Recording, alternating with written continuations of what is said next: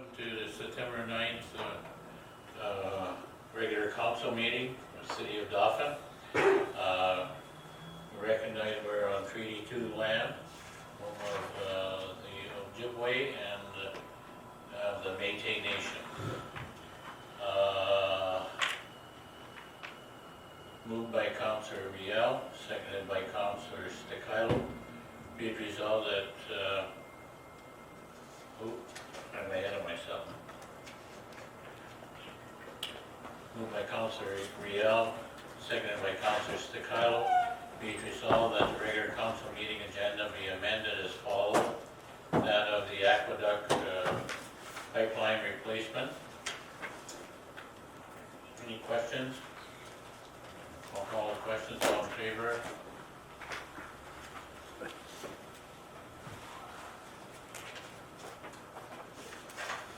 Moved by Councillor Riel, seconded by Councillor Sticilo.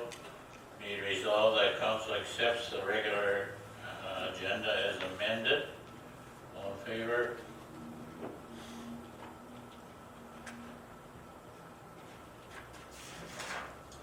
Moved by Councillor Riel, seconded by Councillor Sticilo. Be it resolved that council waives the reading and accepts and approves as circulated the minutes of the following meetings. The regular council meeting minutes of August the 12th and the special council meeting of August 26th. Any questions? I'll call the questions. All in favor? Motion carried.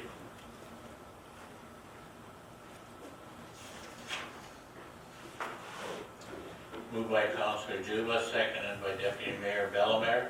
Whereas Municipal Act Section 162 states each member of council must attend a public hearing unless the member is excused by other members from attending the hearing, is unable to attend owing to illness, and is required under the Municipal Conflict of Interest Act to withdraw from the hearing. Be it resolved that council excuses the following council member from the September 9th, 2019 public hearing schedule, and that's Councillor Loughlin. Any questions? Call the questions. All in favor? Motion carried.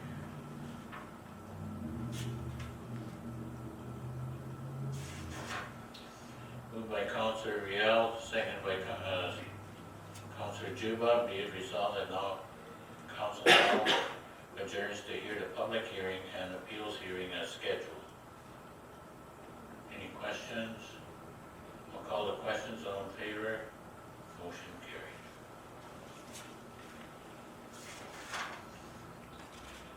Council will now commence to hear representations from the public hearing.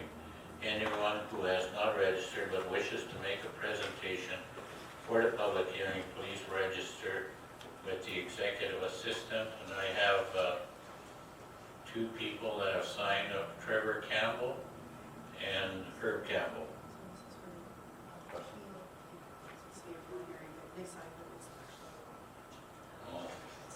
Oh. Nobody here for this one. Oh.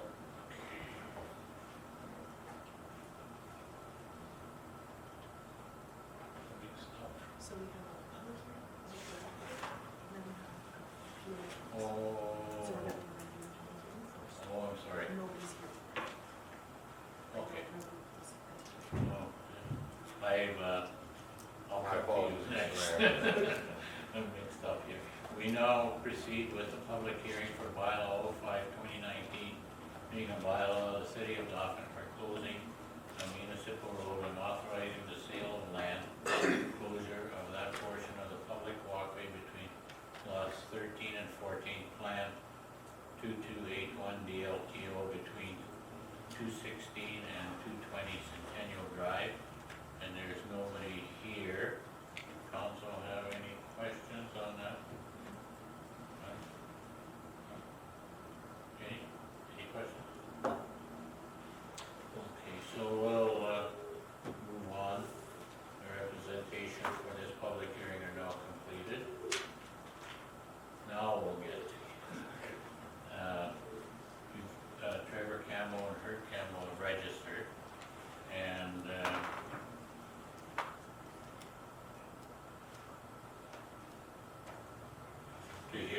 notice of objection, appeal to the city order to demolish dwelling located at 108 3rd Avenue Northeast, property standards bylaw, under property standards bylaw 10, 2017, council is here to hear one notice of objection appeal received as a result of the city sending an order to comply to the property owner listed below.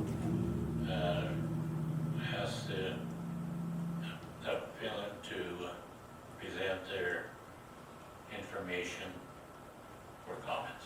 Go ahead, sir. You can come right up. Yeah, sit here. Well, I just brought some paperwork to help with this because I'm not very comfortable public speaking. It's not my strong point. Well, we're a friendly one. Don't worry about that. So I don't know if you guys want me to present the documents to you Yes. so you can look at them one by one. I brought a few just. Or No, is it, this is just the first thing is just the offer to purchase and the title's been registered in my name because that was an issue prior to this appeal. okay. Is it for us to, well, have it and then when do you want this back? Notices that I received from the city. I think if I can help you out. Okay, Tell us your story. Tell us how we got to this point and what your plan is going forward.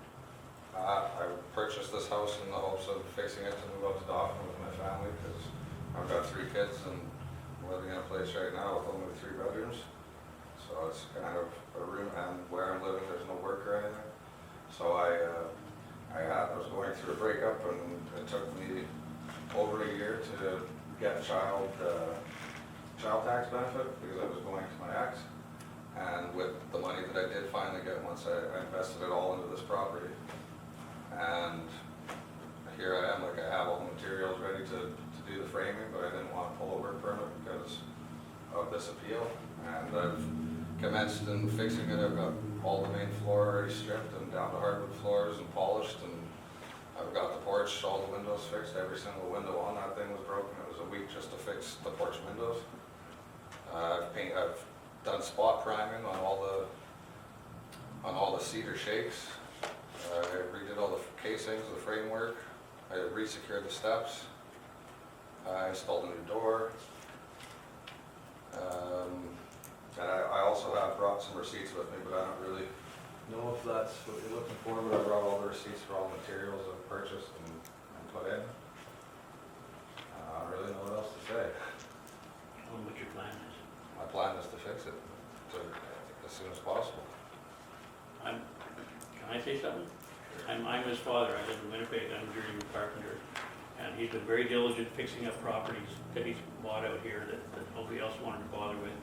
And I took a look at this with him, and I believe it's got good bones, and he's got all the initiative and energy to do it. And I can give him advice. And I'm not too big on the financial end, but I'm willing to help him through the odd of the rough spots. So I would really love to see him have the opportunity to develop it because it's very important to him, and he's making a real good effort.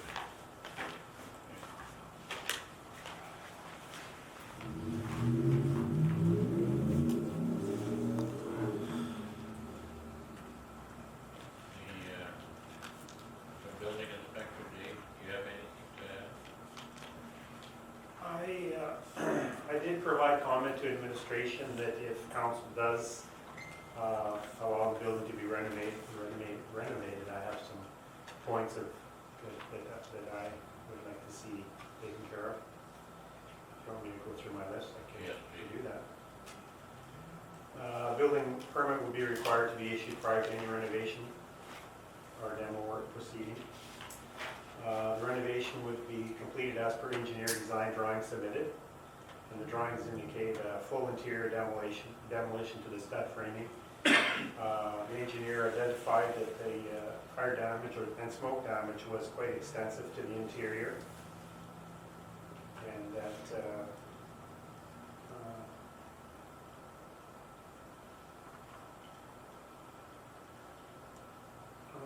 the building would also require fire and life safety upgrades including smoke carbon monoxide and bedroom egress windows. That information was not included on the drawings, but it will be a requirement of a permit if it's issued. Electrical work was noted to be redone. A separate permit will be required from Manitoba Hydro. A separate plumbing permit will be required for the plumbing renovations and replacements. There may be a requirement for mechanical upgrades. I don't believe the existing building has an HRV or mechanical ventilation.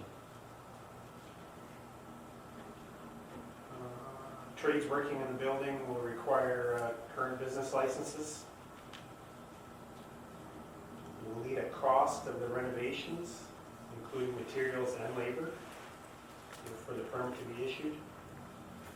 And no occupancy would be permitted until final inspection is provided, verifying the above work has been completed. You have any questions on that, Mr.? As far as permits for plumbing, I believe all the plumbing is perfectly intact. There is a high definition furnace in the house with full ductwork and air turns. As for having to hire people that have business licenses, that is an issue, because I was hoping to do the work myself, because I'm not super rich, and I have a journeyman carpenter, and he's been experienced for 40 years guiding me, and has done just about every type of work, plumbing, electrical, everything.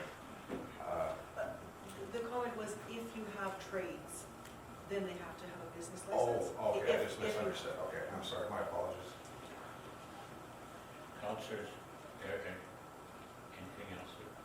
I don't think so. Deputy Mayor Belmer. Okay, so you got the engineer to give you a plan. Yeah. So what's in that plan? Like the building inspector had said that it needs to be gutted to the stud walls and the interior.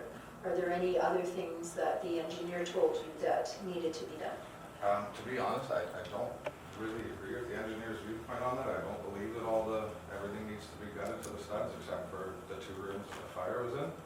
I was hoping to try to maybe use a Killax or something with TPS to remove the soot, because the smoke didn't actually cause any damage other than to the paint. And other than that, I don't really know. I'm kind of getting nervous here and drawing a blank. Okay, I guess, I was interested in his opinion because of the fire. And I mean, Yeah. the goal here is to help you to create a home that's safe for Right. you and your family. Yeah, So, I've already purchased all the material, and there's only one floor. The fire started in one of the 4 bedrooms, and it went down to the main floor. The main floor is still structurally sound. I already have the walls stripped and ready for the new joists to go in. I just didn't want to do that without a building permit, and I didn't want to pay for a building permit if you guys, before this appeal verdict was rendered. I've already spent basically my life savings on it, so I didn't want to put the last little bit I had in until I knew for sure. I already have materials, but I kept the receipts, that worst case. Which hopefully won't be- and I think the goal here is not to create obstacles, but just to help you to, Perfect. create something that's safe for you. Because, especially with smoke, it may be invisible, but you don't want your kids developing allergies and asthma and that kind of thing too. You're So, absolutely right. okay. I concur. Any other questions? Rodney and, Councilor Juba and then Councilor Young. Okay. Thank you, Mr. Mayor. Just one question. What's your timeline for completion of your project? Like full completion or exterior completion? Like, I was hoping to try to have the exterior completely done and the roof fixed before snowfall. And as far as electrical, maybe a month or so after that. If you want a specific date, I'd have to probably say 2 or 3 months before I can have the outside, the roof finished, which is the last thing that's an eyesore. And not to be rude or anything, but when I first started this project, before I even invested any money into the structural engineer, I spoke with the building inspector, And because of my dad's history in Winnipeg, where he lives, was informed me that lots of building times have like a timeline provided. And I asked Mr. Dukas, or I don't know if I remember his name correctly, but I asked him if there was any of these timelines here, and he assured me there wasn't. So I don't know, is that what you're saying, that you'd like to provide a timeline? No, not necessarily, I just wanted to know what your future plans were as to how long the project might be, pending approval.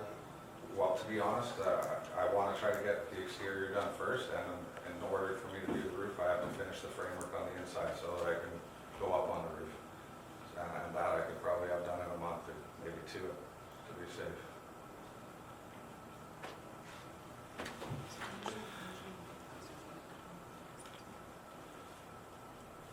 Counselor, yeah. Just a couple things. So you said you didn't agree with the engineer's recommendation that it was unsafe. So what's your plan for that? Are you gonna have a second opinion? No, I've already corresponded with the engineer, and we came up with a new plan that's a little safer for me to do. Like, at first, he wanted me to cut all the mortar off the brick, and the brick is just a brick veneer, which means it's only one single brick. Like most of the time, a brick house is two, or they're intertwined. This one's just one. So I needed to find a better way, a safer way to hook the framework up to it. And Mr. Eddy provided me that. He said that if I use like tin sheets, that I could cut it small enough to fit in between the bricks for the mortar, rather than trying to cut the mortar and weaken the brickwork. So now that he was helpful with that, only thing I'm waiting for is a decision on this appeal, and tomorrow I'll be framing if I can. And the other thing I have, I'm just a little confused. So I have, when did you actually obtain the property? Just the August 15th. Okay, thank you. Counselors, have any other questions? Do you have anything to add? Anything to add? I don't think so, Mr. Mayor. Yeah, I think what we'd like though, further to Councillor Juba's, a little timeline as to when you'll be completed the project. If you could provide us with that. And do you want that provided immediately? Well, we can't make a decision till we get that. If you could get it in within the next couple of days. Well, you're talking a complete full. Yeah, yes, because you have to have, you have to get an occupancy permit. Well, I'm a little bit flustered by that, considering I already asked this question before I purchased the property, but okay, I can come up with that if that's what you require. Yeah. I'll have to, I guess. Yes, please. Okay. Because for reasons that we have to be sure that the work is completed and in compliance with code and everything, we have to make sure, and we don't want this thing to drag on for a couple of years or something like that. Okay, can I ask you a question? Sure. So, other than the exterior of the building, what concern is it on my timeline? Like, the exterior I understand because it's by a school and it's an eyesore. Yeah. But if I have the exterior all completed before snowfall, why is there a timeline asked after that? The city manager. So basically, there is a demolition order on the property and there's a due date, because the date, you've appealed the due date of the demolition order. You're here to give council your plans for what's going to happen to the building, not just the exterior, but the entire structure. So that's what council has to decide, Okay. is if it's not going to be demolished, when will it be 100%? Well, could I say 6 months? Rather than- So then what they would do is they would consider your new timeline of what it would be. And at the end of 6 months, if it's not done, then there's basically some discussion that needs to be had, because it still has a demolition order on it. So Okay, well, Think about the timeline that you want to give. I don't want you to just sort of throw something out there. Council will not be making their decision here tonight. They will have to deliberate and get back to you with a decision. So if you'd like to take some time to think through your timeline, that would be fair. no, I'll stick by my 6-month timeline. So 6 months from today. 6 months from whenever I'm allowed to work on it, when I know When the you're- verdict is. Okay, Yeah. okay, we'll consider that, sure. Thank you very much. Mr. Chair. Anything else to add? I think that's it. I don't know what else to say, so. Thank you very Thank you much. very much for your time, everyone. Next, we have nobody here, but it's here notice of objection, appeal to city order to remove temporary storage unit at 114 Second Avenue, Second Street Southwest under property standards bylaw, 2017. There's nobody here.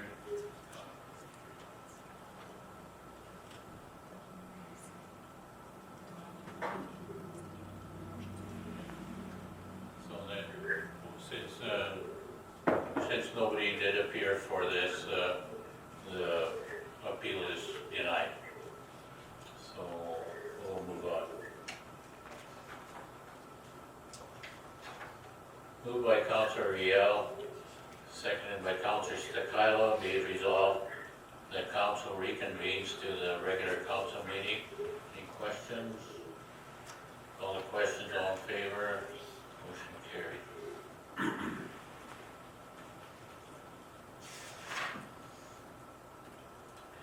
Moved by Councilor Riel, seconded by Councilor Juba, be it resolved as a public hearing for bylaw 05 2019 being a bylaw of the city of Dauphin for closing a municipal road and authorizing the sale of land, closure of that portion of the public walkway between lots 13 and 14, Plan 2281 DLTO, between 216 and 220 Centennial Drive be now concluded. Any questions? Call the question. All in favor? Motion carried.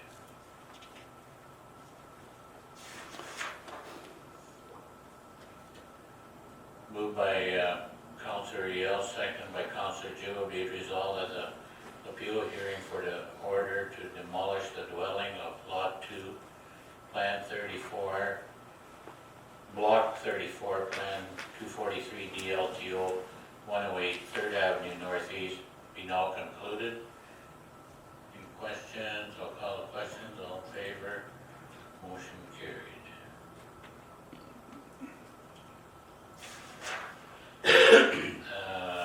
Moved by Councilor Riel, seconded by Councilor Juba. Be it resolved that the appeal hearing for the order to remove the temporary storage containers at Lot 2 and 3, Block 1, Plan 243, DLTO 114 2nd Street Southwest be now concluded. All in favor? Motion carried.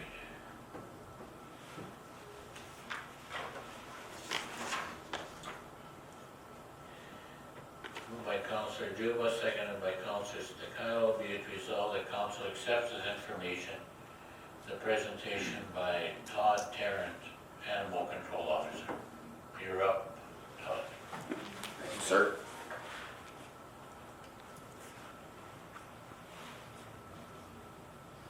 Good evening, Good evening. Mayor, councilors, staff, and the public.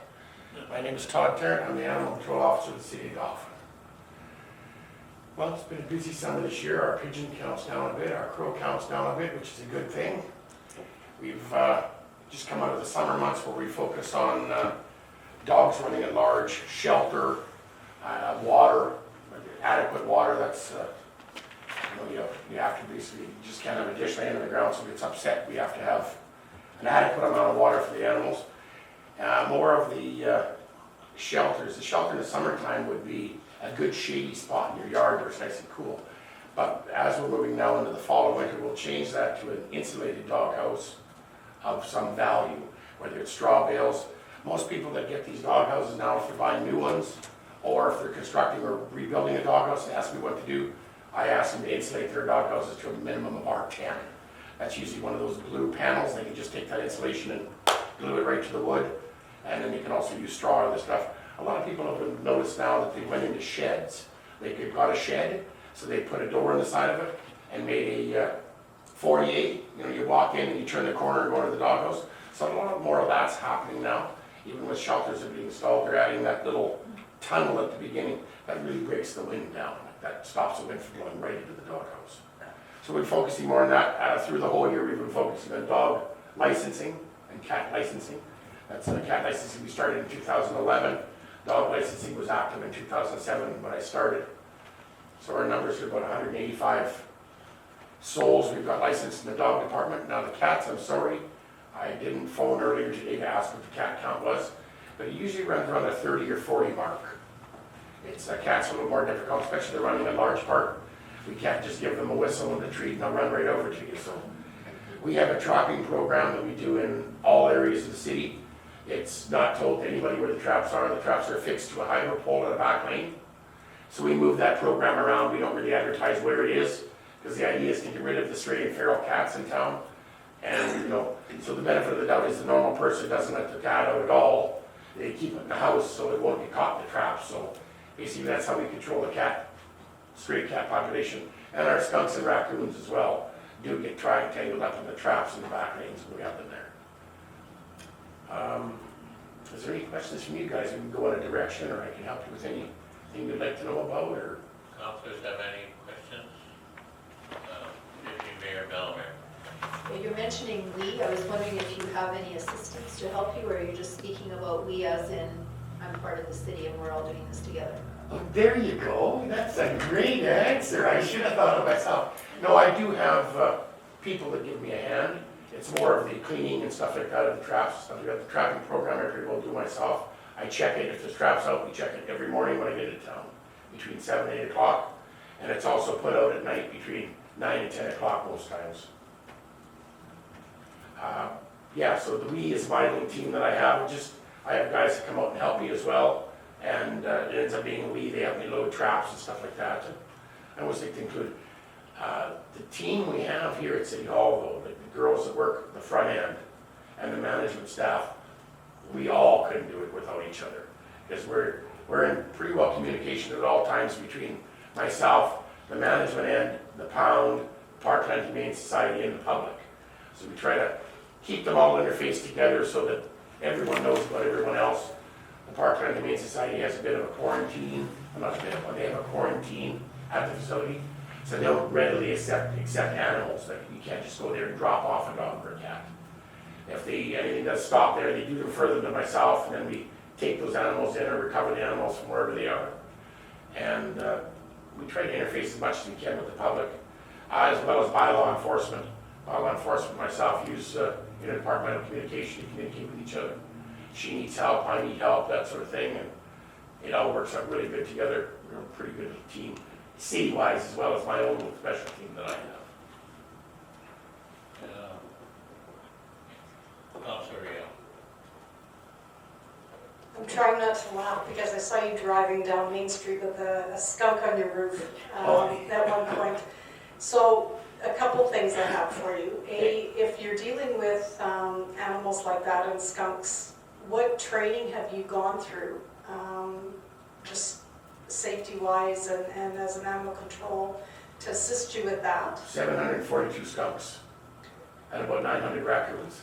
I've exaggerated those numbers, but no. I started in 2007. I had some fur trapping experience when I was a kid. Squirrels, other small animals that you trapped and pelted. So that's what I've drawn on that.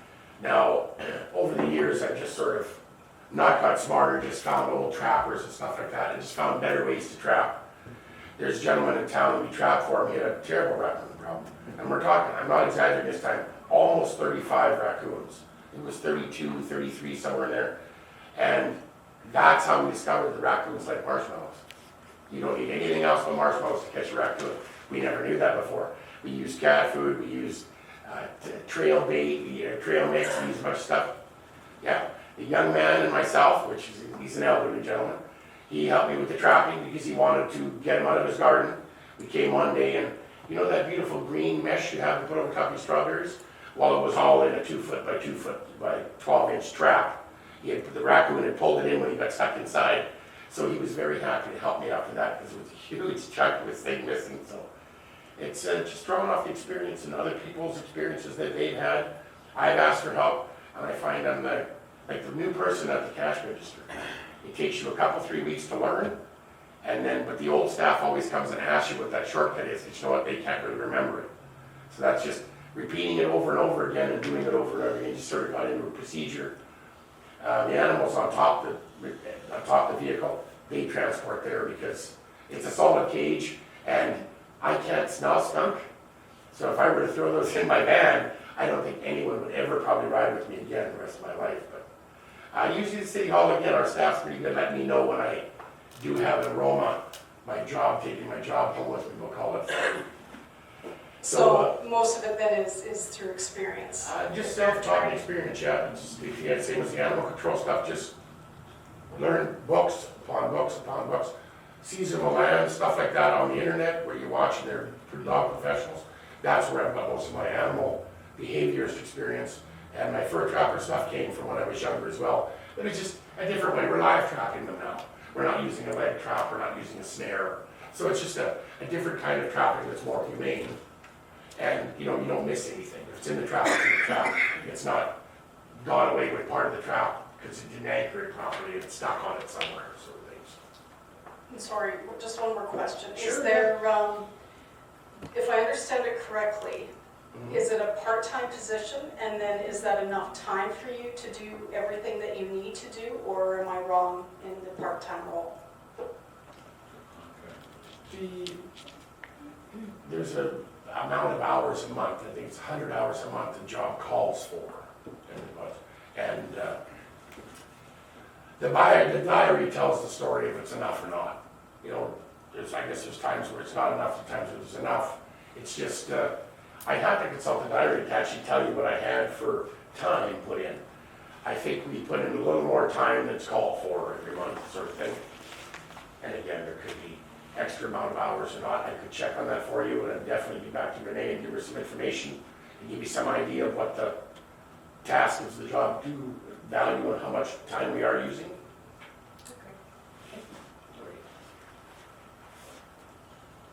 Any other questions? Yeah, I just want Counselor, I have a question. okay. Oh, I wanted to know, we get a lot of phone calls come spring because of the rabbits. Is there a plan to deal with the rabbits in a more timely manner? well, rabbits, we've never continued with the trapping process on the rabbits. What we've done with the rabbits is we refer people to companies that will get rid of your pest for you. But also now there's companies like, and again, I don't refer you right now to anywhere particular in Dauphin playing favorites. It's just I know of this. You go to the gentleman at Pet Junction behind the CIPC, and he can actually get you online or find you online a rabbit fencer, which is basically an electric fencer that uses 2 D-cell batteries and a real wispy, like a dryer lint wire. And it's really low scaled. You put it on little stands that are about 6 inches off the ground, and you clip this thing on the wire. It's like the dryer lint almost. And basically what happens is the rabbit, they always sniff the wire. They never go under or try to jump over. And the rabbit gets a shock on the end of the nose, which causes the rabbit to retreat. Now, if you think that's too inhumane, there is other units that have a motion sensor in them. It costs approximately $75, and you hook your guard nose to it. And it will go start spraying right over there when it starts to move, and then it'll stop. It'll wait for more motion, and it'll spray where that motion is. I think it's got an attack field of about 190 to 200 degrees. So you put it in one corner of the garden, and it would basically cover your square, because you're making an arc out of it. It would cover your square, and that's a more humane way. The rabbit fencer, the shock it gets on its nose, you could hold the rabbit fencer with your own hand, and it not even bother you. If you ever got hit by a fly swatter, the electric fly swatters, way more zapping a fly swatter than you'd find in the electric fencer. So I think that would be the less alternative would be the water motion sensor. The other alternative would be the small electric fencer that you just basically put around your yard. Again, a little bit of chicken wire and a little bit of time. You just got about a 3-4 week window there in the spring. If you can manage the chicken wire around your pieces in the garden, some people that are serious about their garden, they got a lot of pieces. So, but the fencer has worked in the past here in town, and so has the water sensor thing. So either one of them would be a good option for rabbits. Is that, are you done, Councillor Eilers? Yes. Councillor Duba? Thank you, Your Worship. Todd, first of all, I want to commend you for the good work you do. I know you got a thankless job, but I'm glad it's you. You have to love my job, that's for sure. Just a question, I get this question asked a lot, and what's the timeline for when a person phones you and say, hey, I got a problem? What is the process of your investigation and your sort of a timeline, and do you get back to the people that bring the initial complaint or concern? We don't usually, well, I don't usually get back. I don't get back to the people. I ask them to get back to me if they have any questions or if they have any further follow-up, or during our conversation, I'll say it should take about this long for something to go on. If it doesn't change, please phone me back. The problem we have is we have a bunch of really good people that live in this town. And what happens is they put up with something for 3 or 4 months. And then they're so frustrated because last night was today was the day where you worked the triple shift and the kid got sick and the wife left you to do the dishes and the dog stayed, kept you barking all night, you get a bit of wake. So you phone me up and you yell at me, but you know what? That's my job. I can take a little bit of yelling. And you want something done right now. Well, I am Superman, but it's not going to happen right now. It takes a couple, 3 months for something like this sometimes, depending on the argumentative nature of the person, right? A lot of people you welcome in and tell there's a problem. Oh, well, she said, there's a problem, we'll do something for you, right? But the only thing I can say to the people of Dauphin is, please phone me. You're not bothering me. If you phone me about a barking dog, and this goes on for a couple weeks, and you phone me, and you wake me up at 3 o'clock in the morning, I'm not going to be in a great mood when I get to the person's place at 3 o'clock in the morning. Their dog's outside barking. They're not going to be in a good mood that I woke them up at 3:30 in the morning. You know what? Sometimes that's what we need to do. We need to wake them up at 3:30 in the morning and say, hey, you have to start to listen, because now our bylaw enforcement officer can write 5 tickets. We have 5 magic tickets. One's for no license. One's for dog running at large. One's for not picking up the excrement. One for too many animals. And I can't remember the last one. My goodness. Well, thank goodness it's not my full-time job doing that, because it really is that. But we do have the ability now to really literally to go to my house and give me 5 tickets for what I'm not doing, right? And that's license. Did I say license? You get, so that tool now, Angela has very good judgment. She's a very good bylaw enforcement officer. And she used to say this myself, she wants to help you as much as I can, but when you stop listening and stop trying, then I stop trying. Like I tell you, okay, you have to have this done by a certain date. If you can't do it, please phone me before that date. When they don't phone me before that date, I stop trying to help them. I just go to the next step, which is a mailbox warning and or register letter and or removal of the animal. But anytime during that process, all they have to do is try, and then we're back to helping them again. That's what people don't understand. They get frustrated. My dog's in a pound. It costs money. Well, yes, your dog's in a pound. You didn't have your dog licensed. You didn't have your dog vaccinated. You didn't look for your dog for 4 days. Now, the fact that it's still in the pound is surprising, because 3 days is what we use to find the dog, and then the dog goes to other avenues. Part-Time Humane Society, dog shelters, our Animal Rescue Foundation. There's a bunch of different organizations that can take dogs, as well as the Dauphin Vet Clinic, being the city pound, does do their job too, because they do get farmers that say, you know what, we need a really good dog for our farm. Something with long hair, something that barks, something that bites. They tell them what they need, and that helps us as well. I take something to the pound. We don't have to euthanize that animal anymore. The Part-Time Humane Society can't take it because it's too violent for them. But you know what? We've got a perfect place for it right over here, and we're going to put it right on this guy's farm. And a lot of the dogs that come from that they're only mean and nasty because they just had a terrible life. They just haven't been treated good. You get to somebody where, oh, what do you mean you sleep in the barn at night? Geez, oh, you mean going for a ride in the truck? They've never had that before. A lot of animals you'll find that have never ridden the truck. You get them in the truck, and they'll whine, and they'll lay on the floor, they'll pee, they'll try to get out of the truck, and you know what? 3 days later, they're sitting in the cab of the truck and shut the door. Okay? That's where we want to try to get animals to. So we're good with that direction with trying to get rid of animals and people helping us get rid of animals. So we're just going to try to keep on that phase. Now, for your asking about investigation, if you were to phone me about something in peril, something that's definitely an emergency, well, we get there as soon as I can, right? Like a dog stuck on a fence, some dog bit my kid. Anything like that that would be requiring an emergency situation, it's emergent. We come right away. The phone rings, we go there. But if you were to phone me and say, geez, this dog keeps running around my neighborhood, this black dog, every few days he shows up here, that may take us a couple months to find that black dog. Finally, we run into him and we solve your problem. But if you just have a general inquiry about the backyard and say, I had a dog, but the neighbors moved in 2 weeks ago or 3 weeks ago, the dog's barking all the time, and I know, well, I'll go over there and I'll interface with them right away with a meet and greet. Nobody's in trouble at the beginning. I didn't even know they had a dog here before. So I will go there, we'll interface with them, we'll talk to them, and I'll ask them what we can do to help. Because maybe a kid is coming along and poking the dog with a stick through the fence. Well, that's my job to stop that from happening, right? But maybe it's just a bad pet owner, and we're going to help them have good habits so we can help with the pets. Everybody wants a pet. I understand that. I like pets myself, and I think everybody should have the right to have a pet. But I think we also should realize that the 2% that break the rules are the 2% we should be focusing on. We shouldn't focus on the 98% of the people that are doing everything possible, right? Or everything that they can.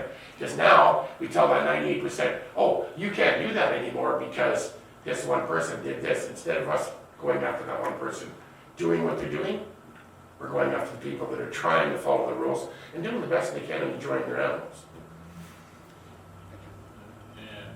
Did I get there? Yeah, you Yeah, that's all right. No. I keep going. It's all right, Bob. Thank I you. appreciate it. Councilors have any other questions? No.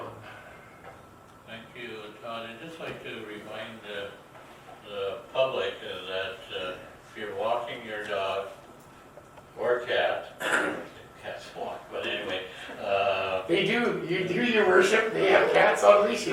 but they have to be on a leash. We just modified our bylaw on that. Okay. And if you're going for a walk, please use a leash, and if occasionally you can maybe tour the town and take a check on that. So you have permanently changed that in the bylaw? You Yes. amended that? Yes. Okay, I would like to mention to the people in the city of Dauphin, you used to be able to walk your dog without a leash before. They have now changed the rules that prevents that from happening. So all animals, including dogs and cats, have to be leashed while they're walking at all times. Thank you very much. And please, if there are droppings, please clean it up. And also the use of the dog park. There's a dog park, we put, is it behind the Rotary Arena someplace? Right by the ready-mix plant, sir. Just right by Westburn Electric, roughly. Westburn? Yeah. Behind there. Behind it is an old ball diamond. Okay.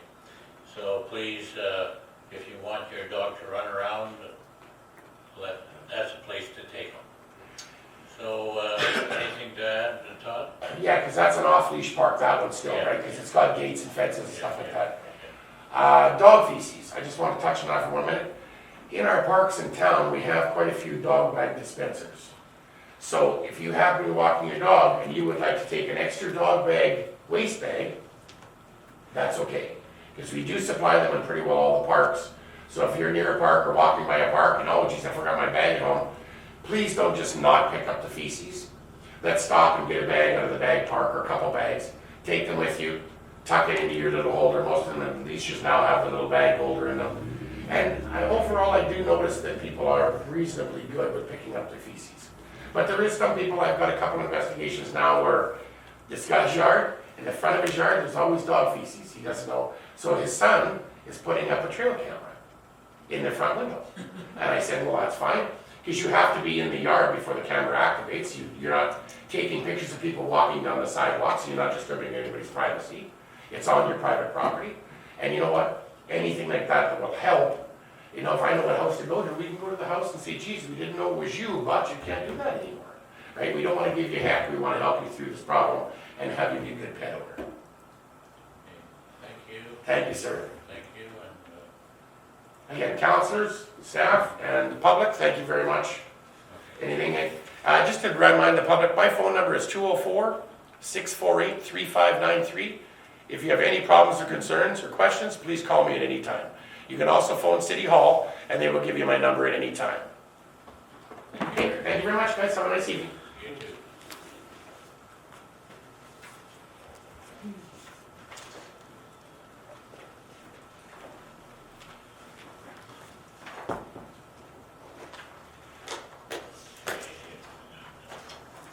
Moved by Councillor Yell, seconded by Councillor Staccato, be it resolved that all items under item 5 consent agenda be approved as follows and form part of these minutes.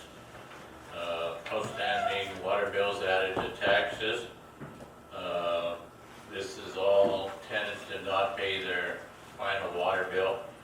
$132.77 at 623 Main Street North. $30.77 202 8th Avenue Southwest. $147.29 321 2nd Avenue Northeast, and $185.12 for Suite 1, 24 5th Avenue Southeast. The total is $495.95.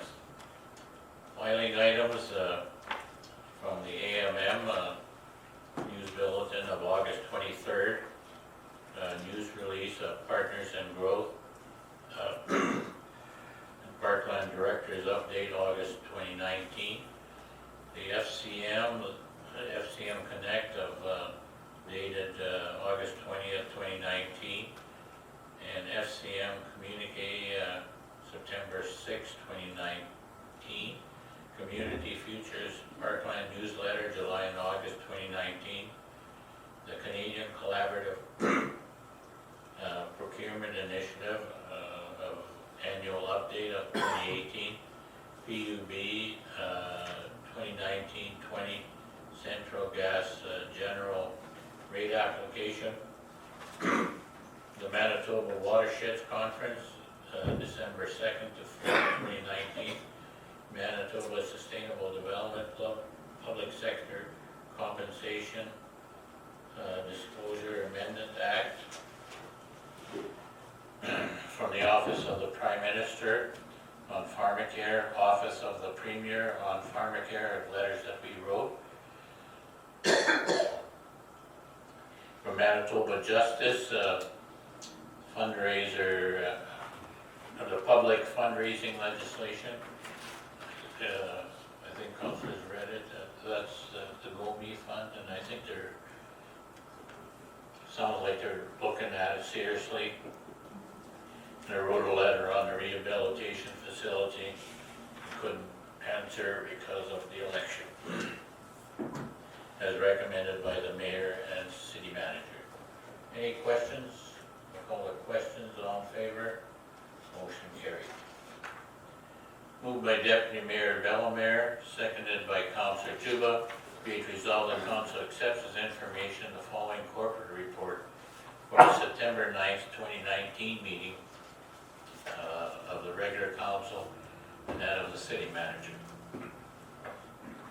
Thank you, Mr. Mayor. It's been about a month since our last meeting, and we always look forward to some quieter times in the summertime to get some files off our desk and to get things going.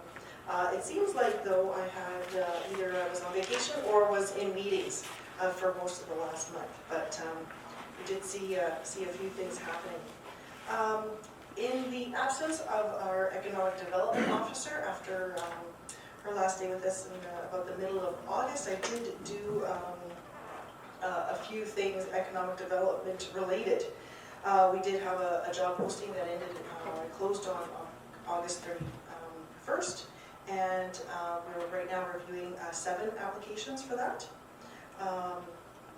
In the interim, I have been speaking to several developers about either their ongoing projects or upcoming, and I've also met with now a couple new developers who are interested in expanding some residential properties in Dauphin. Something that was presented to us in August was the city commissioned a housing market need and demand assessment. It was performed by James Lear of Preferred Choice Consultants. Mr. Lear came to present his findings to us at the city and talked about the state of the housing in Dauphin, the income of our residents, different levels of housing categories, general needs in Dauphin, and did some comparisons to the Parkland area, Manitoba, and Canada. The study made 5 conclusions. Based on the current population growth rate, the city will require between 375 or 425 new dwelling units over the next 10 years, which is approximately 37 to 43 new units each year. And that seemed a little overwhelming to us until we realized that over the last 8 years, we have been adding approximately 30 per year. So it wasn't so daunting after learning that. It also concluded that if there was active recruitment of certain sectors like seniors, rural residents moving into our community, or a general population recruitment, that more dwelling units would be needed. The lower income levels in Dauphin compared to Manitoba and Canada did compare to the lower cost of housing across our continuum, which was the continuum of social housing, affordable housing, and market housing. Another conclusion was that the above noted growth will require some addition of residential lots between 125 and 140, which will house between 70 and 80 single-family dwelling units and 280 and 320 multiple unit dwellings. And that the city must actively seek developers and buildings to achieve these goals. So one of the things that we'll be tasking our new economic development manager when they start is to further look into this housing study and see what they can bring into our community in terms of housing and making sure that we meet the needs in our coming years. And also the city's been working with the Dauphin Trailer Cycle Club toward creating an agreement for them to construct some trailhead infrastructure at the Co-op Community Family Trails, which is located on the water treatment plant land. Part of the agreement will be to supply water and power to the new infrastructure, and the city is proud to be part of the creation of this world-class training trail system, and is excited to partner with this club. In terms of information technology, our new ICT manager and the executive assistant implemented a new way that council and administration accesses meeting information. So for some of council members, they'll remember that prior to about 2013 or so, all of the information, and Dauphin Herald may also remember this, all of the information came in a paper package. So there was tens if not hundreds of pieces of paper that would get sent out to each attendee, and that was a very time-consuming and onerous process to go through.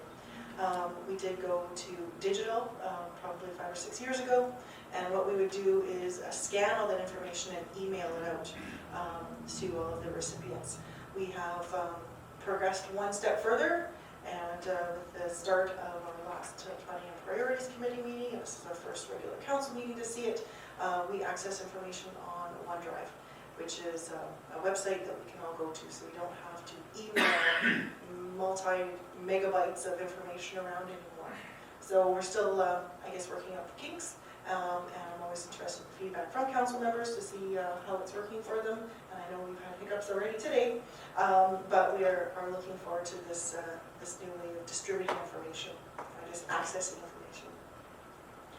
And lastly, in terms of human resources, we wanted to welcome Justin Tokarczyk, our Information Communications Technology Manager. He began work with us on August 19th, as well as Lee Honestchuk. He is our Geographic Information System Technician, and he started on August 26th. And that concludes my report.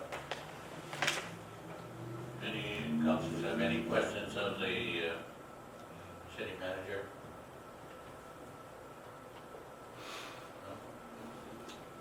No? Just with OneDrive, we're upgrading our computer system to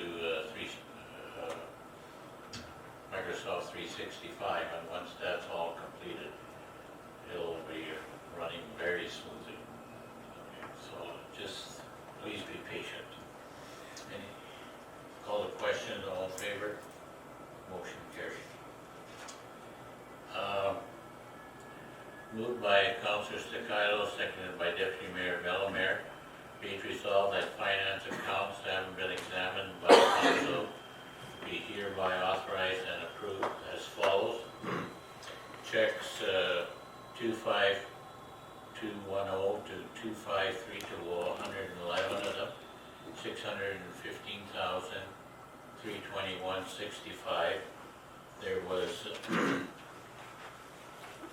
no voided checks and electronic payments during August. There was 5 of them, mainly for payroll of $184,905.38. Some of the bigger checks that went out, Assiniboine Injectors, they did some work at the Vermilion Dam, $63,000. OSS for recycling for July, $19,152.04, and train company, $23,637.60, and that's the refurbishing of the CN station from the water damage, and that's an insurance claim, so that will get paid by the insurance company. Any other questions? Councilor, Deputy Mayor Bellemare. Yeah, so one of the line items in the financials was about the dredging of the Vermilion intake. So could Mr. Brenner just sort of explain a little bit about what happened and where we're at with that and next steps? So, as council knows, the Vermilion Reservoir is a supply for our water treatment plant. We've had issues getting water out of that a couple springs ago.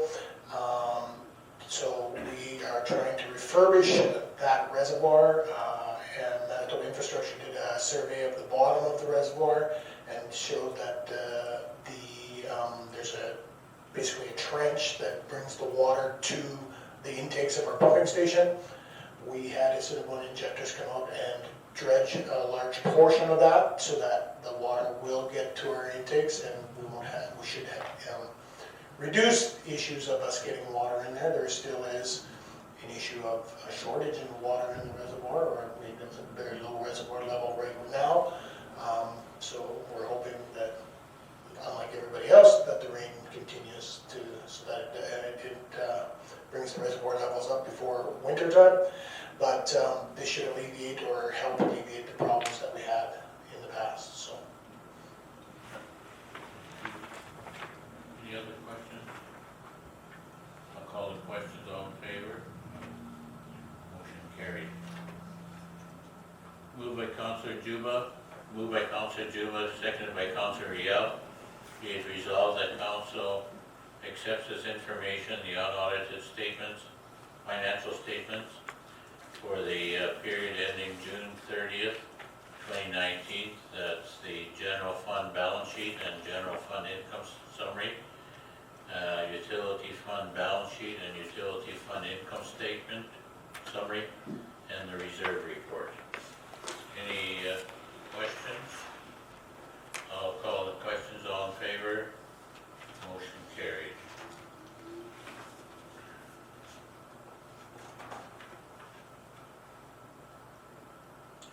Is this the additional? No. Deputy, Moved by Deputy Mayor Bellemare, seconded by Councilor Riel. Be it resolved that the City of Dauphin submits the project entitled City of Dauphin Lagoon Expansion and Upgrade for grant funding through the Investing in Canada Infrastructure Program, Green Infrastructure Stream Environmental Quality Substream. Boy, things are getting complicated in this world. Further, be it resolved that council supports the project and commits to provide a 26.67 share of the total approximate $13 million project, that our share being $3,467,100. And that's the one that's due, This is a supporting document. we need this, and we need a lot of supporting documents apparently. So, any questions? I'll call the questions. All in favor? Motion carried. We've been working on this for how many years? And we hope to get the funding this time around. Moved by Councilor Stakilo, seconded by Councilor Juba, whereas the City of Dauphin treats its wastewater through a lagoon system and is currently seeking funding to upgrade the system, be it resolved that council accepts this information or memorandum dated August 23rd from the Director of Public Works and Operations outlining a proposal from Triple Point Environmental regarding them conducting a nitrox moving bed biofilm reactor pilot study. Why don't you just drill a hole in the ground? That's the City of Dauphin Lagoon, and recommending that the city participate in this pilot study. Further, be it resolved, the council agreed with the recommendation and approves the city's participation in the pilot study and authorizes the city manager to sign and seal the memorandum of understanding on behalf of the city. Maybe, Bill, could you give a little insight into this? Well, I don't know how to summarize this very quickly, so as council knows, we had a study done for upgrades at our lagoon system. During that study and the subsequent Environmental Act proposal, we looked at two technologies for removing nitrogen in our wastewater stream. One being a system called SAGR, which is Submerged Attached Growth Reactor. The other is Moving Bed Biofilm Reactor, which we were discussing here. At that time, and still, has not been a lot of work done with the MBBRs in very extreme cold climates. So the technologies are identical. You're creating an environment for bugs to grow that will eat, in essence, eat the ammonia as you're discharging your lagoon. The SAGR system has been used quite successfully in very cold environments because it's rocks buried in the ground, and that's where these bugs are growing. The MBBRs are concrete tanks with a plastic media for the bugs to grow on, and there are no installations in environments as our own. So NEPWA did a pilot study with a company called Veolia and their MBBR, and they are moving ahead with the MBBR in NEPWA. That is their plan. We have been approached by Nitrox, who has their own MBBR system, and they are proposing to do a pilot study here to prove the concept and to prove that it'll work in our lagoon. The benefit of this is if it does work, that $13 million that you just approved for the ICP project, they are proposing that their system will be $3 to $4 million cheaper than the SAGR system. So there's significant cost savings for the city if it works, and we choose to go that route. So that's what we're trying to prove, that the system will work, and if it will, then we'll be looking at changing our Environmental Act proposal from a SAGR system to MBBR, and to save our a lot of capital costs. Sorry for the short. Oh, that's good. Deputy Mayor Bellemare. So right now we discharge twice a year, is there any consideration that we would go to year-round discharge? I saw something about that in the package. Yeah, so that's the basis of our upgrades to our lagoon is right now we discharge spring and fall. In our EIP, our approved environmental act proposal, we would be continuously discharging. In order to be able to continuously discharge, we have to meet all the discharge requirements, which includes nitrogen. Summertime, not an issue. Wintertime is when meeting those nitrogen requirements become a problem, and that's where we have to prove that this will work year-round. In summertime, it's not an issue. We have to prove that it'll work when our waters, or that discharge water is closer to like 1 degree kind of thing and almost frozen. So that's what we're trying to prove. So would this study be this winter? Yes, they want to get it set up here. So we start discharging in October, so we want to be able to start doing it in October because you have to grow these bugs when it's warm. So we need to, during our discharge this fall, grow the bugs in their pilot little thing. So that, and then the idea is to make sure that we can keep them alive and functioning all winter long. And so we would just be recycling waste from our lagoon to test this. We wouldn't actually be discharging it because we couldn't because of our license. But so that we would be running waste from our lagoon through this system and putting it back in our lagoon all winter long to make sure that it works.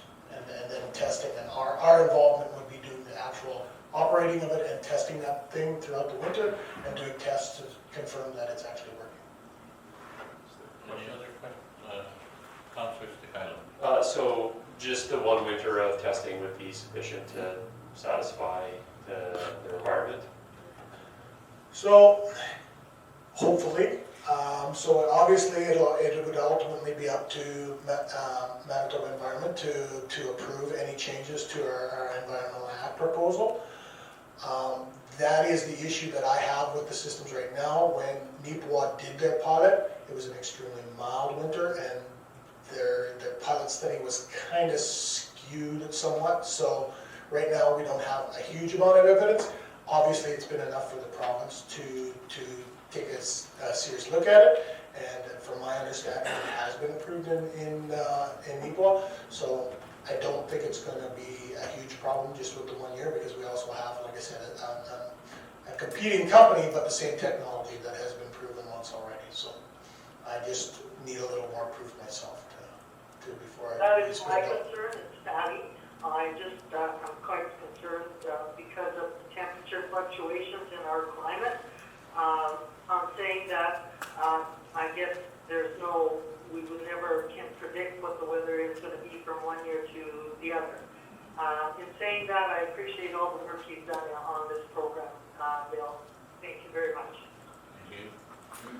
So if I could just add to that, one of the things that we've discussed as well, so with that, in keeping with that, and the temperature of the water is significant in being able to keep these bugs alive. If we have a $3 million or $4 million cost savings, and with the sustainability things that we've been trying to work with within the city, one of the options that we've looked at in the past is using heat from wastewater, so all the wastewater as it's going to the lagoon contains a significant amount of heat. It comes out of heated properties, the water's warm, that waste is warm when it gets to the lagoon. So I've talked to the Nitrox people and they've looked at it in the past, using that waste heat that's coming into the lagoon and using that to heat the water as it's exiting the lagoon to keep the water temperature raised for this process. So I think it would be something that FCM would seriously look at under their green sustainable initiatives, that we could possibly get funding there. And we're not talking a huge cost, so if we could save $3 or $4 million on the initial capital cost, if we have to spend $100,000 or $200,000 to do this to ensure that we could maintain a certain water temperature, that's also a possibility as well. Councilor Jim? Thank you. Bill, just one question. During this test, you said that, just for my clarification, you won't be discharging any discharge into the river during the winter, correct? So does the lagoon have the capacity to keep building? Like, how much capacity does the lagoon have to support the test? So the pilot study is just a very small stream, so we're just setting up a little system that would, to test the feasibility. So we're talking, a few, maybe a couple hundred liters a day, and we're just recirculating it. So we're just taking waste out of the lagoon, and whatever we're taking out is just going back in, because our license doesn't allow us to discharge it in the lagoon right now, so. Okay, I just wanted clarification. Thank you. Any other questions? Thank you. I'll ask the questions. All in favor? Motion carried. Really learned something today. And today wasn't wasted after all. Moved by Councilor Riel, seconded by Councilor Stickhilo, whereas the City of Dauphin, bylaw 3323 standards for mobile homes only provides for mobile homes not exceeding 10 years of age. Be it resolved that council accepts as information correspondence dated August 15th, 2019 from owner of Triangle Mobile Home Park, Len Lundstedt, requesting the approval to move a mobile home older than 10 years to lot number 5474 Triangle Road. And further be it resolved that council accepts as information a memorandum dated September 3rd, 2019 from the building inspector reviewing the application and recommending that council approve the application with conditions. Further be it resolved that council approve the request from Len Lundstedt to move in said mobile home to number 5474 Triangle Road with the following condition. The owner obtains a development permit from the City of Dauphin for the moved-in mobile home. The site for the mobile home must comply with CSA standard Z240 10-194 site preparation, foundation and anchorages of mobile home. No structural connections are permitted for additions. The mobile home park owner must sign the permit and approve in the move-in of the used mobile home. When the mobile home is moved into the site and upon inspection, if the mobile home appears to be modified, a provincial safety standards inspection will be required to rectify the mobile home. Any deficiency discovered will be required to be corrected to allow the mobile home to stay in the mobile home park. Any questions? We'll call the questions. All in favor? Motion carries. Moved by Councilor Juba, seconded by Deputy Mayor Bellemare, whereas the City of Dauphin has for sale land, surplus land known as 103 Oak Avenue. Be it resolved that council accepts as information correspondence received on August 29, 2019 from Blue Hills Holding Ltd. With an offer to purchase 103 Oak Avenue, Lot 4, Special Plan 3160 DLTO for $26,300. Further be it resolved that council accepts as information a memorandum dated September 5th from the city manager indicating the information provided is adequate and the offer is appropriate and acceptable for this property and recommends the sale of land. Further be it resolved that council agrees with the city manager's recommendation and accepts the offer of $26,300 for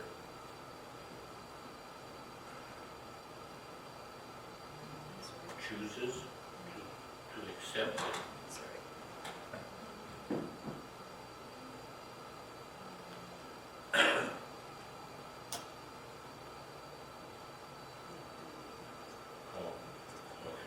For $26,300 for the purchase of 103 Oak Avenue, Lot 4, Special Plan 3160 DLTO with the following conditions.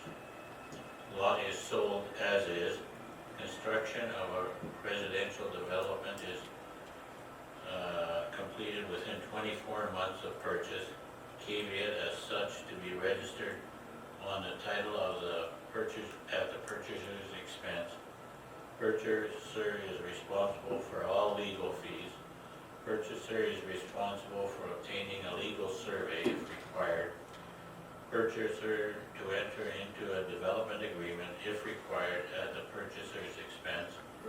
And lot is subject to GST. Any questions? All in favor? Motion carried.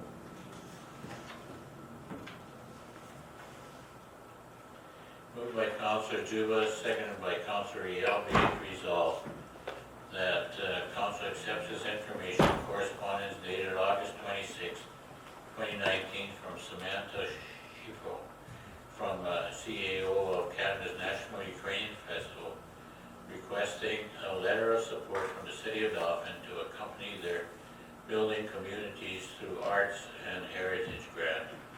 And further be it resolved that council indeed does support the CNFUF organization and appreciate all that they do to keep the Ukrainian heritage alive and well in our community, and supports their grant application to assist the 2020 edition of Canada's National Ukrainian Festival. Any questions? I'll call the questions. All in favor? All in favor? All in favor? Well, I'm just looking for the resolution with room. Okay, all right.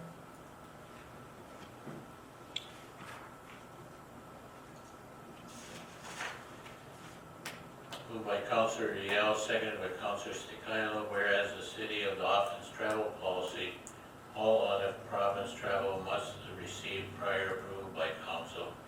Be it resolved that council accepts this information, a memo dated August 21st, 2019, from the Director of Public Works and Operation requesting that his normal wages be covered during his attendance at the Western Canada Water Annual Conference, September 16th to the 20th, 2019 in Edmonton, Alberta, and further notice that as chairman of the Manitoba Water and Wastewater Association will be covering all other expenses to attend the conference. Further be it resolved that the council approves the out-of-province travel and coverage of normal wages for the Director of Public Works during the attendance at the Western Canada Water Annual Conference from September 16th to the 20th, 2019. Any questions? Call the questions. All in favor? Motion carried.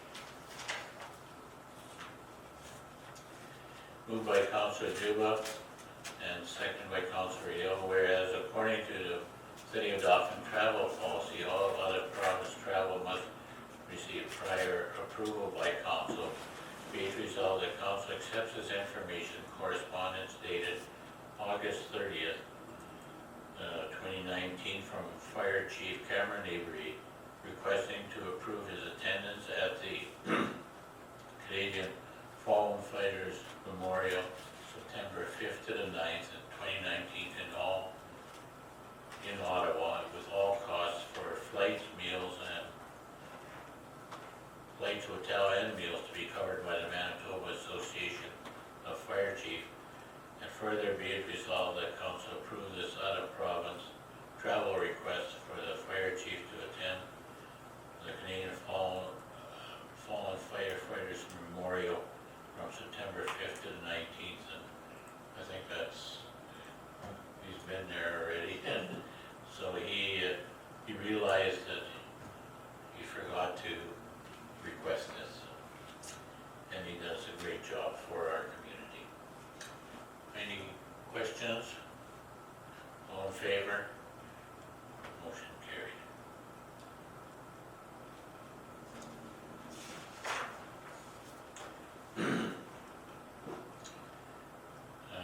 Moved by Deputy Mayor Bellemare, seconded by Councilor Stikailo, whereas according to the City of Dauphin's travel policy, all out-of-province travel must receive prior approval by council.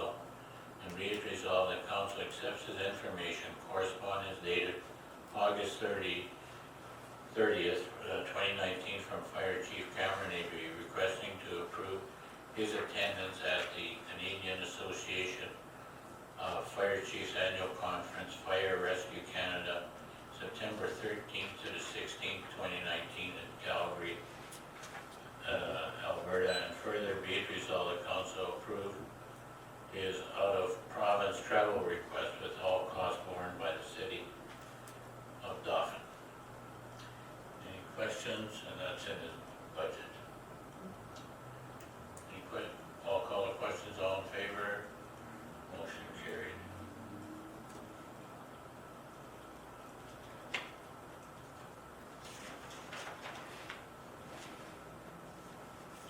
Moved by Deputy Mayor Bellemare and seconded by Councilor Yale, whereas Rail Safety Week is to be held across Canada and the U.S.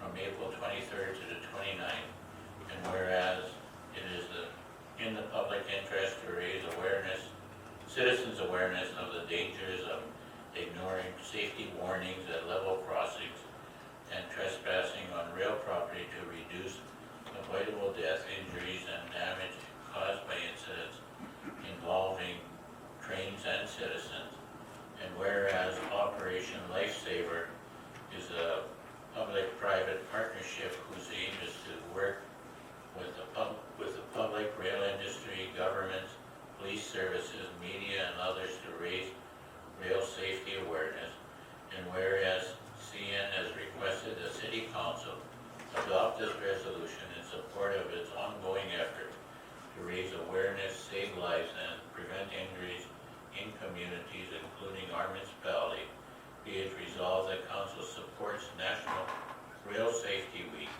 to be held September 23rd to the 29th, 2019. Any questions? All in favor? Motion carried. It's interesting, I was going to talk on this, as part of City Caucus, we went to the CN training facility in Transcona, and man, do they stress safety. In fact, if you're going down the stairs, you have to hang on to the rail.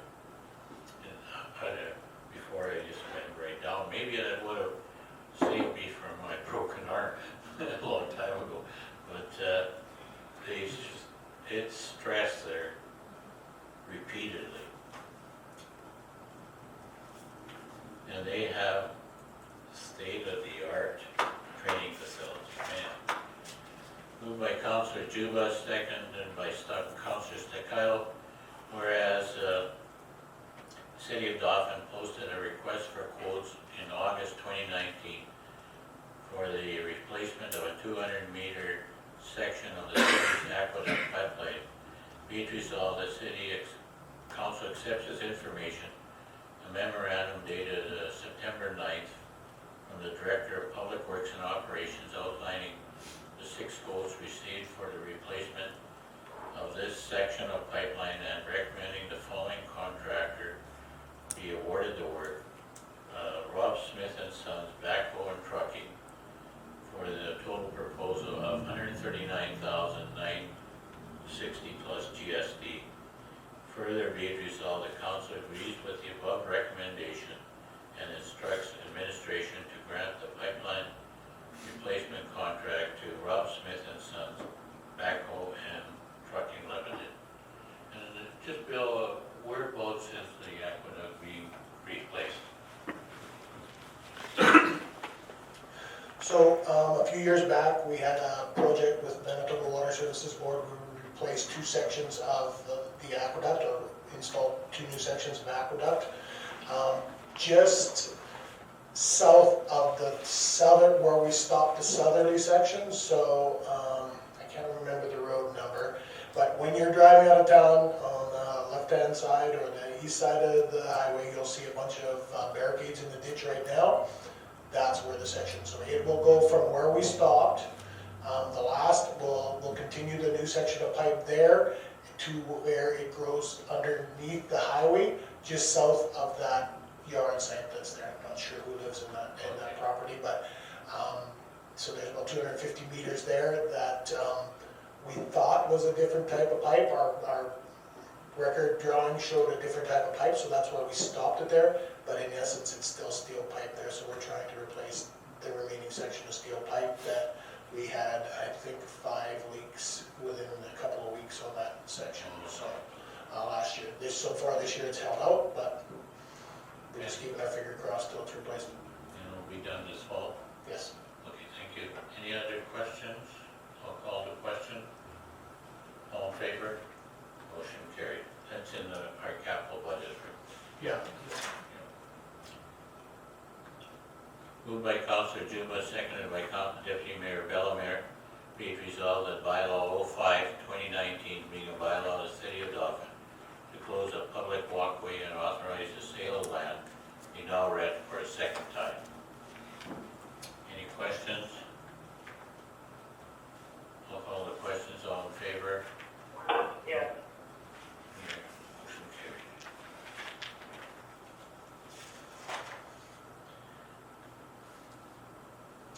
Moved by Councillor Riel, seconded by Councillor Juba, be it resolved that bylaw 05-2019, being a bylaw of the City of Dauphin, to close a public walkway and authorize the sale of land, be now read the third time, signed and sealed by the mayor and city manager. And I have to record, is it unanimous?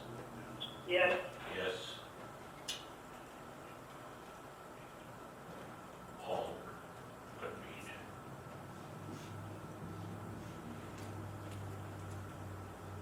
Thank you.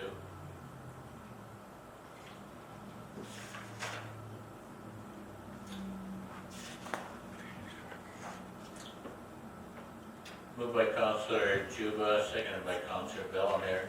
Be it resolved that council accepts this information, the invitations to the following events below: the Canadian Mental Health Association at Swan River Annual General Meeting, September 18th, 2019. They asked for greetings from the mayor or a member of council. And would anybody be interested in going? It's in Swan River at 6 o'clock.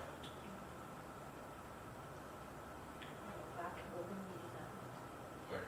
I'll go back to the Oh, okay. meeting that night. Just let me know if you check your calendar, then let me know.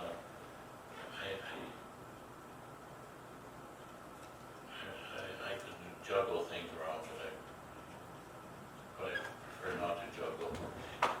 But anyway, let me know.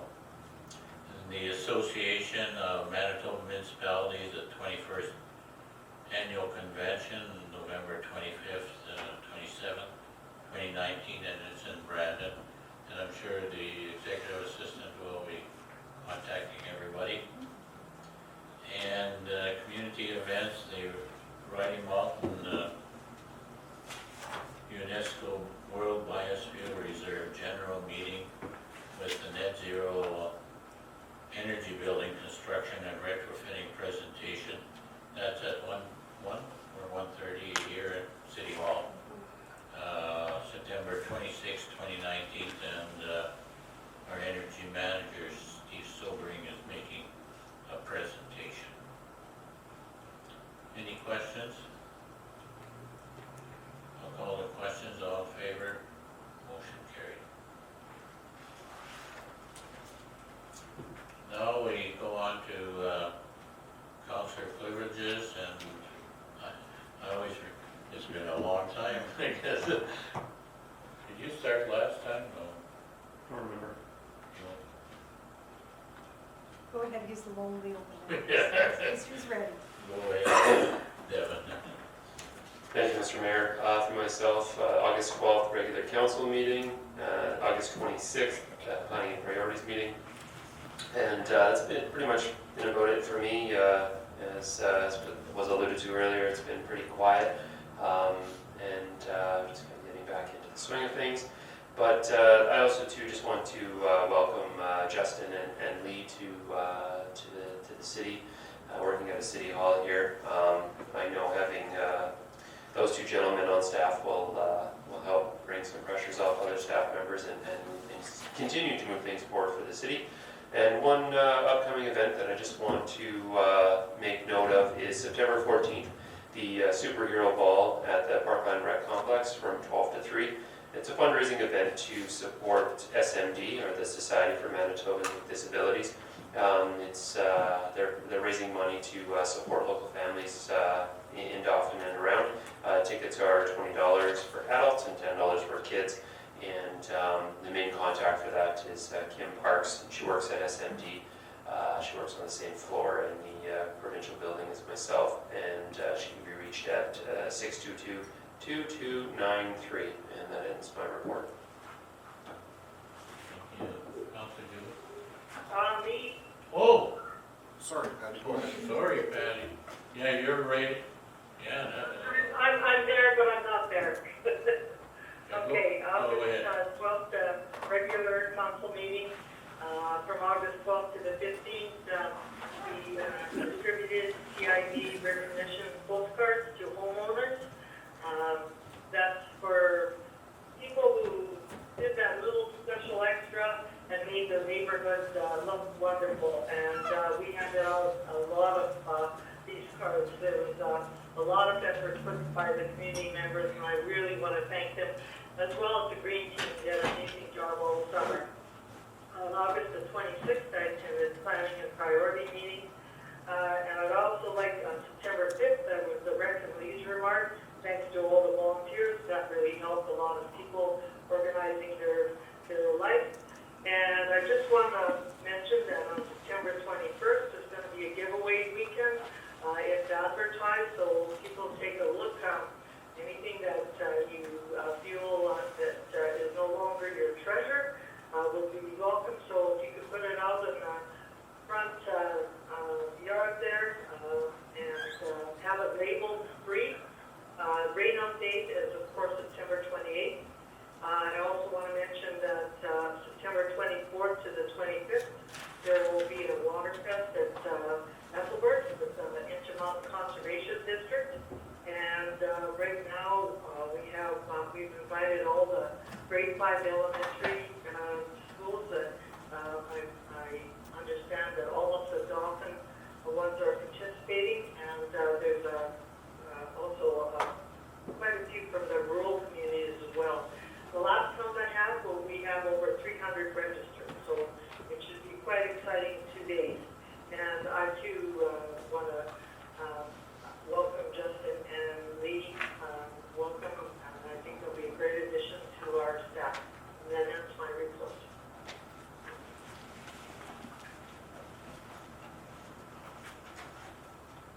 I was just waiting for Mr. Mayor. He just asked me to go ahead. Thank you, Patty.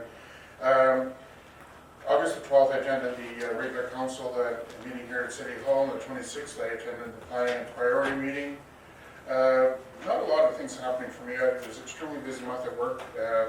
Although I did manage to attend a few events. I attended the Prairie Mountain Health Appreciation Day. I was working, so it wasn't too hard for me to miss that one. It was the Parkland Mountain Health way of showing appreciation to the staff for the year and a half of what they perceived as inconveniences, but actually working during the construction process, it really wasn't as much of an inconvenience as we thought.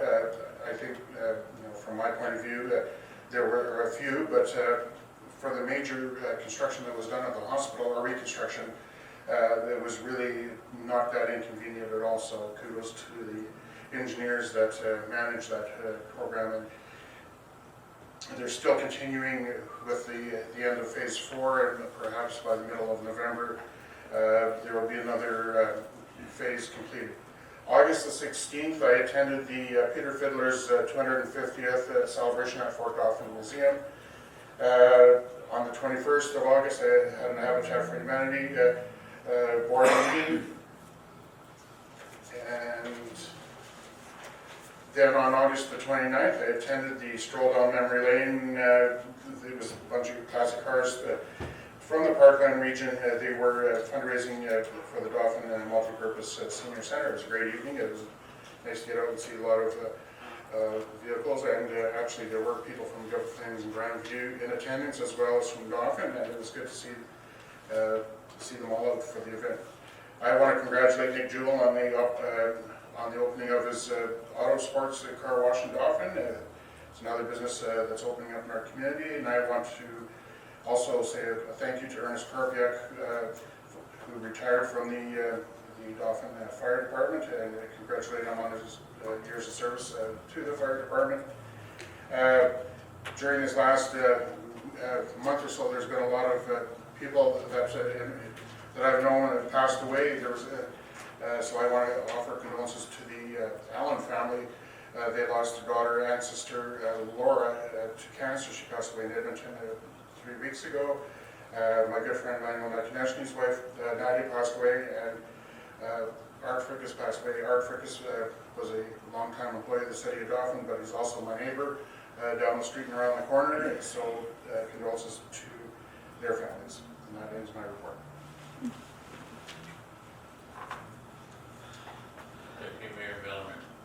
Okay, on August 12th, I attended the regular council meeting, and on the 13th, I attended the presentation of the housing study for Dauphin that City Manager Charla mentioned, and so certainly some very good information that will be used by our new Economic Development Officer and all of us as we move forward on housing. August the 13th as well, I attended the Community Foundation meeting, and a reminder that the foundation is again accepting applications for grants. Because there is now a larger pot of money, we took the decision that we would have 2 application dates each year, and so this is the first time ever that we've had a fall intake for grant applications. So the deadline is the end of September, so check the website or contact Kit Daly. She has an office here at City Hall for more information about if you think your group will qualify and how to go about filling in the application and so forth. On the 26th of August, I attended the Planning and Priorities meeting and then the RM Liaison meeting on the 30th. For community events, on the 6th, I attended the Terry Fox Run Barbecue. So thank you to Steve Riznovsky and the retired teachers for organizing this barbecue, and for the community businesses that supported the raffle. They had a huge raffle, and they're still tallying the numbers, but they already know that they made more money this year than they did last year, and of course that's all in support of cancer research. The actual run is taking place on the 15th, and of course they're looking for people who are willing to participate in that run. And on the 7th, I volunteered at the MS Bike Tour reception at Elkhorn, and so far that group has raised $165,000 to support programs and research for this disease. So thank you, community members. You're being very generous in supporting these fundraising initiatives. And also, with fall coming, people are choosing their dates for their upcoming community events. And just a reminder to check out that community calendar on the CKDM website to see what's already scheduled, and also send in your information if you are planning an event, so that can all be put there, because that's really helpful when people are planning things so they know what else is going on in the community. A big thank you to the Bloom crew who did a wonderful job around their community this summer. All that attention and watering made a big difference. Our city looked very beautiful. 2 upcoming events. A week from today is the Hazardous Waste Collection Day at the City Shop from 4 to 8 p.m. This is your opportunity to safely dispose of hazardous items you have in your home or garage. It could be old paint or chemicals or smoke detectors or fluorescent bulbs, batteries, all kinds of things will be taken and safely disposed of if you drop them off there. And then, as Councillor Eilers mentioned about the giveaway weekend on the 21st and the rain date the following weekend, the 28th, and there's more information on the website, and there's quite a bit of information on that poster that is posted around town. And that ends my report. Thank you. Thank you. Councillor Young. Thank you, Mr. Mayor. On August 12th, I attended the regular City Council meeting here at City Hall. August 13th, I also attended the housing study that was provided to stakeholders and staff here at City Hall as well. August 26th, I attended the Planning and Priorities Committee meeting via telephone as I was in Alberta.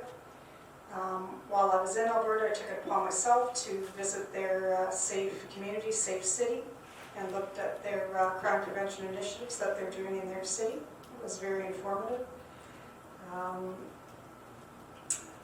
There is upcoming events. Just a reminder, there's a poverty simulation being held on the 24th at the Dauphin Friendship Center back hall. We're still looking for volunteers to participate as well as people who would like to attend. If you're interested in attending, you can call Pam Chedderbrook with Prairie Mountain Health at 204-622-4189. And just want to welcome the students and staff back to school, and a reminder that a lot more activity on the streets, so just a heads up to motorists. And the other thing, I want to send heartfelt condolences to, I attended the funeral of Quinn and Oksana Detition, our young girls who passed away, and just evident in the community of the impact that it's had on everybody here. There was people who were not allowed in due to the number of people that attended. And just again want to send heartfelt condolences there. And herein ends my report. Thank you. I guess we're all gearing up now. We've had our summer holiday and a lot of activities happening in September and October, but we kept the city humming during the summer holidays. August 26th, I attended the PNP. August 30th, the city and RM liaison. August 4th, the city manager and myself attended a city caucus meeting in Winnipeg at Winnipeg City Hall, and it was interesting. First of all, first time I've been in Winnipeg City Hall, and they're quite a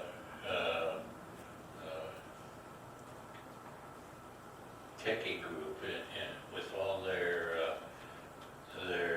gadgets and that, recording and taking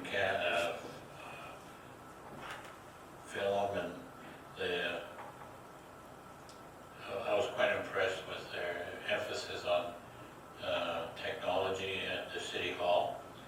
And the highlight for me was, we went to the CN training facility, and that's an amazing, amazing structure. You do all the training for Canada on locomotive engineers and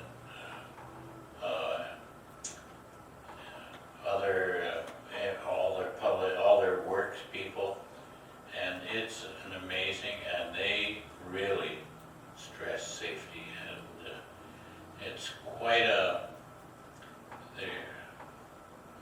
lot of simulations are just so live, it seems, and a person coming out of that facility is well trained, and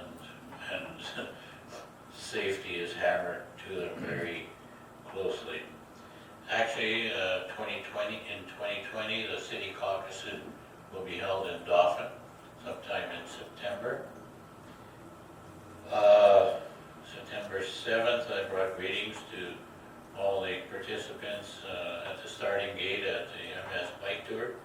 Again, 300 riders, and Deputy Mayor Bellemare mentioned the monies raised, and what a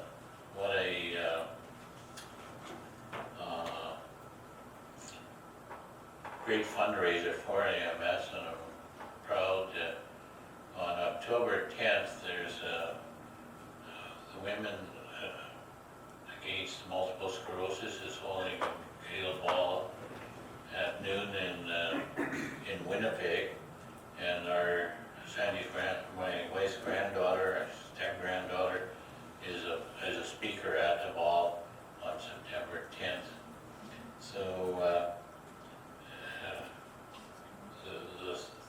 search still goes on for a cure, and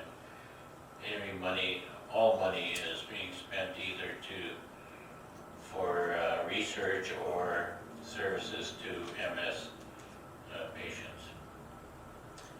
I'd like to comment on the recycling depot that we have set up across from Credit Union Place. And a lot of people are using it, and we've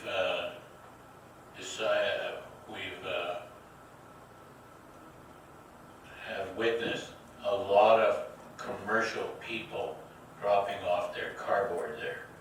And we modified our bylaw to, we can impose fines on the people for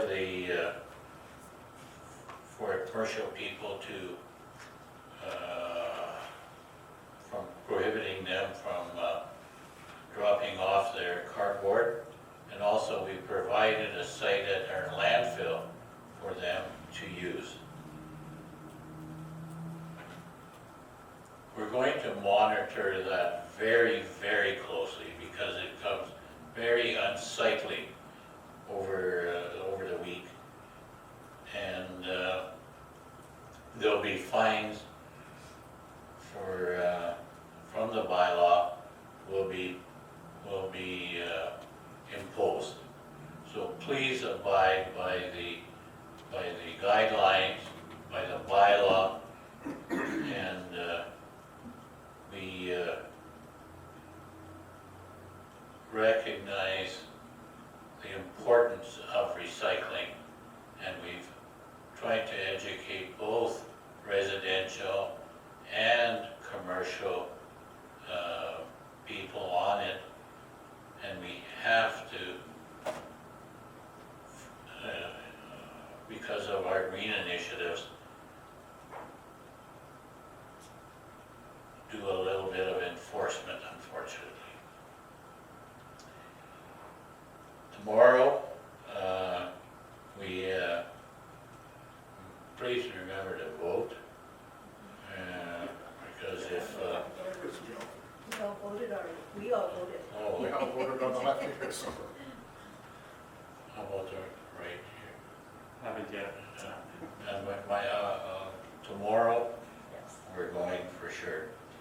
So because it's important that in our democracy, you can see the impact of some countries that do not have democratic institutions, and it's